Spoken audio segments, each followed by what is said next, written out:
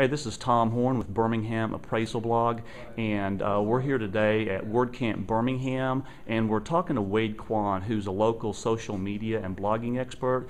Wade, I work with a lot of realtors and mortgage professionals, me being in the appraisal business, and I always like to encourage them to, maybe start a blog to help in their marketing efforts. Could you give some examples of how that might be beneficial to them?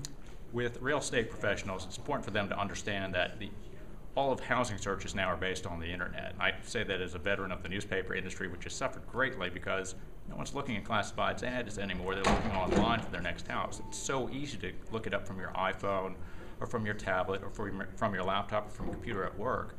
The problem is if you're not even going to try to make a robust site, if you're not going to try to put your listings out there and to create a brand for yourself, you're going to lose the search wars, and that's going to cost you a lot of money because all those searchers out there, they're going after the houses that come available first, the realtors they connect with first, and so you're in a race. And the only way to win that race is to continue to put yourself out there in the digital world, not just in the traditional media that you've been doing in the past. Right. So if there's some realtors out there, or like I said, mortgage professionals, and they want to get started, could you give them maybe, say, the top 5 list of what they can do to get started? Sure.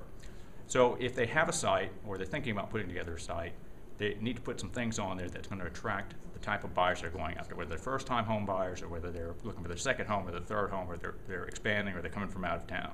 So the first most obvious thing is they need to do video tours of houses. They need to go shoot the video, put it on YouTube, put a link to it on their website or embed the video in there.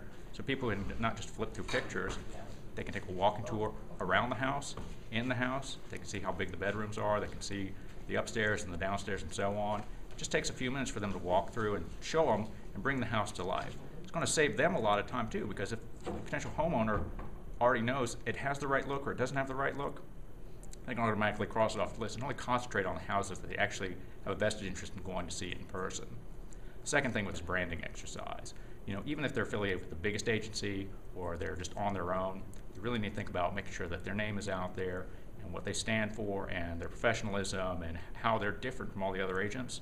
And the way to do that, not only through social media, not only through email, not only through traditional advertising and calendars and business cards, but through their website, through their blog, by putting their personality on there, by putting their image on there, by giving their expertise and their professional opinions on there.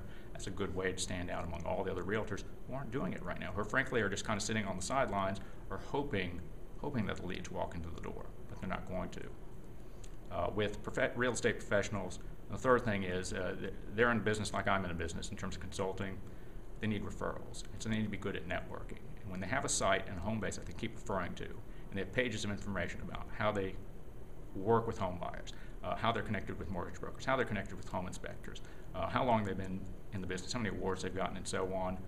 It's a good way to generate referrals. It's a good way for them to recommend professionals, electricians, contractors, and so on, because they're the hub of the community. They know all of these professionals, and they want to make sure that their home buyers are well taken care of. So a website's a good way to distribute that information once and not having to sit there and repeat it over and over again. They can just link back to the site. They can show it off to people who are out of town, who are thinking about moving in. Huge time saver, helps them stand out. Another thing they can do, the fourth thing, is they can answer questions.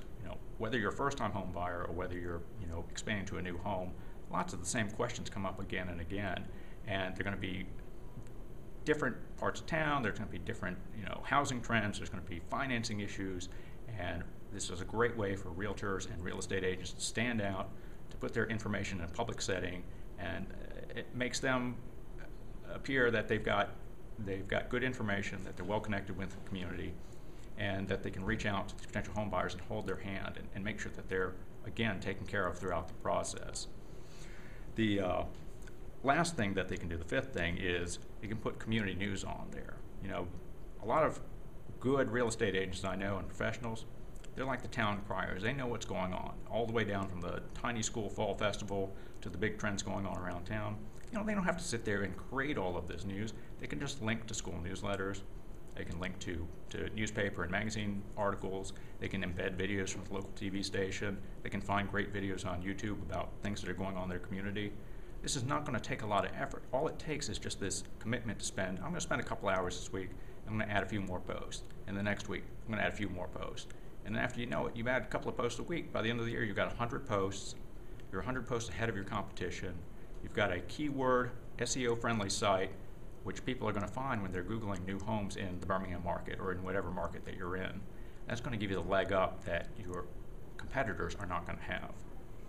All right, well, thanks a lot, Wade. We appreciate your time today. And what I'm going to do is I'm going to add your contact information at the end of the video. And if anybody wants to maybe to continue the conversation or ask you anything, they can contact you from there. Thanks a lot. Thanks, Tom.